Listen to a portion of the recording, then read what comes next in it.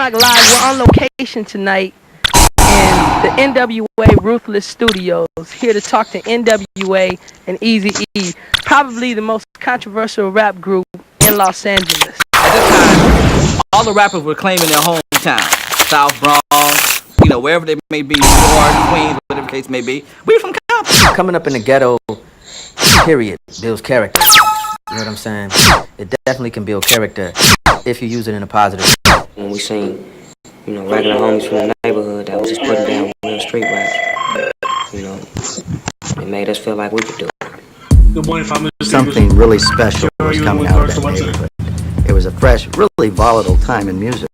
I liken it to Elvis Presley when rock and roll started, to when the Beatles came. There was something really special coming out of there. After a while, Michael Jackson didn't work. People didn't believe the hype. We didn't care. We didn't care. If they didn't feel it, with all of that trying to be shy nonsense, people weren't checking for that no more. Rap made it gritty. I think we're successful because we telling it like it is, and that's what people want to hear because they sick of hearing about fairy tales and stuff like that. NWA to me was like anti-establishment. They was bringing, South Central to the forefront and what was happening and, drugs and the whole shot. I mean, they was hitting another element of a society that nobody else had touched on. They're talking about being gangster. Gangster was a big hit. Fuck the Police was a big hit. It's not what you know, it's what you can prove. When I went and got NWA albums, I bought them as a fan. You just see an all-star cast of people. Of Eazy being the mastermind, Q being the rhyme writer, Dre laying down the tracks, the producer, and then you have Ren who played a supporting cast. And that just made up one of the great groups of hip-hop. We don't tell you what to do, we don't tell you what not to do. You got your own freedom of choice. Eazy represented, the hardcore little gangster on the corner. They try to hold us back because this record has cursing on it, or it said something. And you're talking about raping somebody and everything. People were selling cocaine, making a lot of money, and he was the first person that actually came out and admitted it and boasted about it on a record. It's bullshit. Eazy-E turned out to have some business savvy. Eazy was a local track slinger, okay? Made him some money, and because I was one of the few guys he knew had a studio, he wanted to get with me and get in the studio. He was not intended to be a rapper. He was going to be a financier. Dre was producing for Lonzo, a crew cut record. And the record, Dre started getting in trouble. He was going to jail for warrants on a regular basis. I'm digging in my pocket to get him out, okay? So I got to the point where I got tired of it. And Lonzo didn't get him out of jail. Eazy got him out of jail. When Eric got him out of jail, they cut a deal that Dre would do tracks for Eric and myself. And they hooked up with these boys ever since then.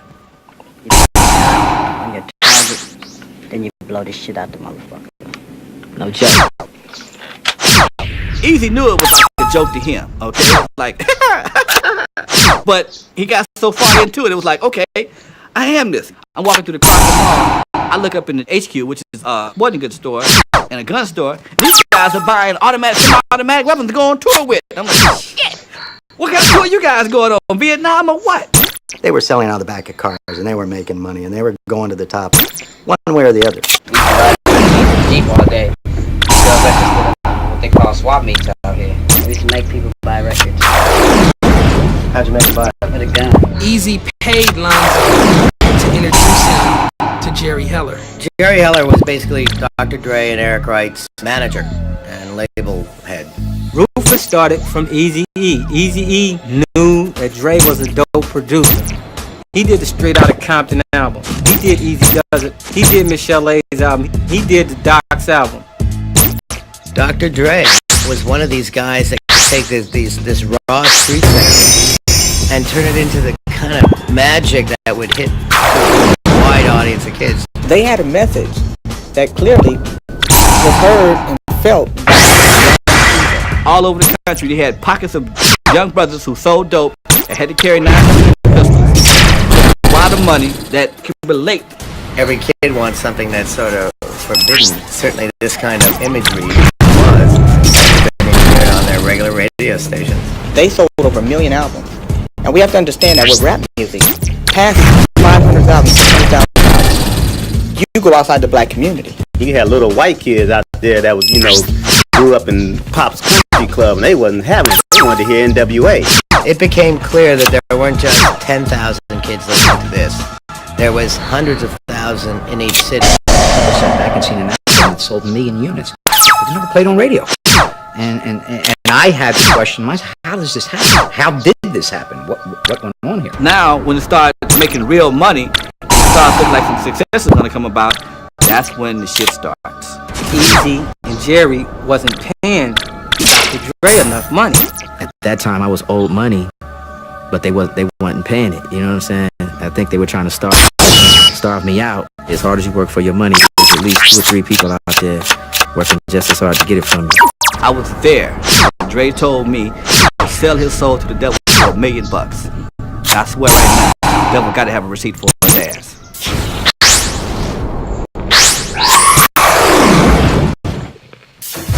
Suge Knight was always around. He was around in the days of NWA. I never noticed who he was. Suge was just a big kid. He was really at that time totally nobody. Suge Knight was a bodyguarding Bobby Brown.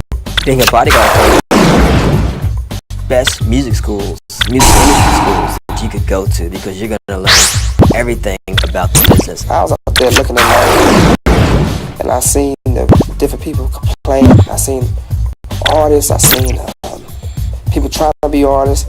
I see people talk about songs, and I'm just listening. I'm hearing it all. He was an aggressive person that cleared the way for me to go in and do what I had to do. By any means necessary. Suge was a leader. He was a winner. He was smart. He kind of reminded me of a hip-hop Dick Griffin. In the 1980s, Solar was probably the most successful black-owned record label in America. Dick Griffey, who was the founder of the company, was one of those people who had the rare ability, I think, to identify talent in people. What I'm interested in is really teaching young people how to be in business for themselves. Suge first came to see Dick because he was managing a young guy named Mario Johnson, PK Chocolate, who had written a number of songs on a Vanilla Ice album. I did all of his songs at his kitchen table at his house. Me and Quake would do tracks, and I would go to his house and write, give him songs. We would learn them. He had gotten some credit on the album, but they hadn't paid him. They wouldn't return his phone calls. I couldn't get in contact with him. The record wasn't doing anything. And when the video hit BET is when the record started taking off. The thing happened so fast and it blew up so quick. The first thing they wanted to do is tell me, we'll give you a couple of dollars, then let bygones be bygones. I was like, what I'm going for. Suge came to me at the Palm restaurant first and just sat down and said hello. He was kind of nice, It kind of scared us because he was really intimidating. I had 6 or 7 guys with him who looked like a football team. I already knew what he was saying because I was supposed to be hearing some tracks that he was doing.